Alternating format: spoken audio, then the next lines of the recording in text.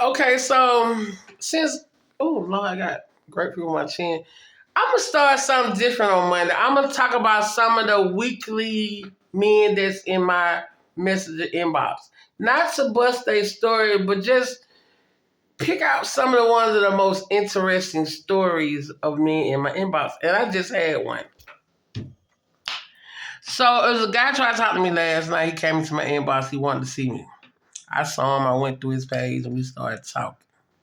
So we were talking. He was like he was gonna go look for a job, and he was still laying in bed. He was a big fella, but he was laying back. It wasn't about him being big.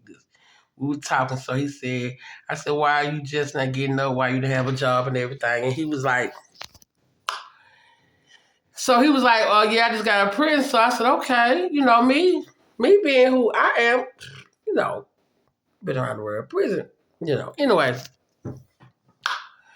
so he said he had been in prison for trying to kill his wife and her lover.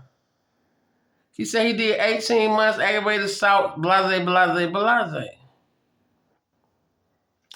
I didn't fucking hold it back. I didn't hold back how I felt. And I told him I wouldn't judge him, but he would not be the type of person that I would even continue to conversate because that had happened to me. Not with a lover, but I had an abusive marriage.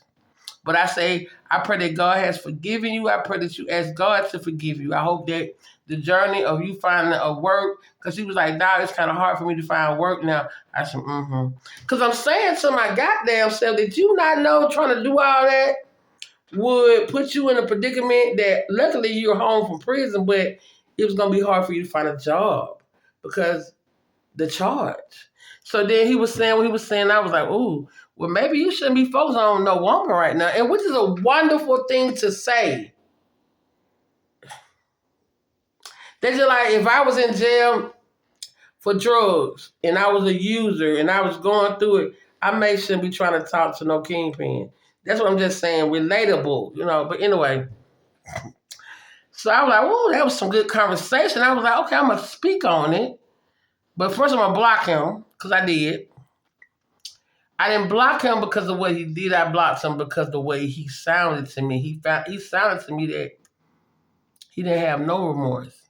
He told me himself he would do it again if he were married and paying all the bills. Now he can't pay the bills because he ain't got no job. Why are you in Big Red inbox? 1 + 1 is 2, and 2 + 3 is 5. And we're not going to do them 5 fingers on me. Okay? Baby! Happy Monday! It is some stories on his Facebook, and guess what?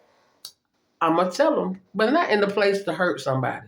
But I just want him to understand, because he blocked now, and I'm not saying his name. I heard no remorse in you. I heard no forgiveness, and he told me he was paying all the bills, and he'll do it again. Okay?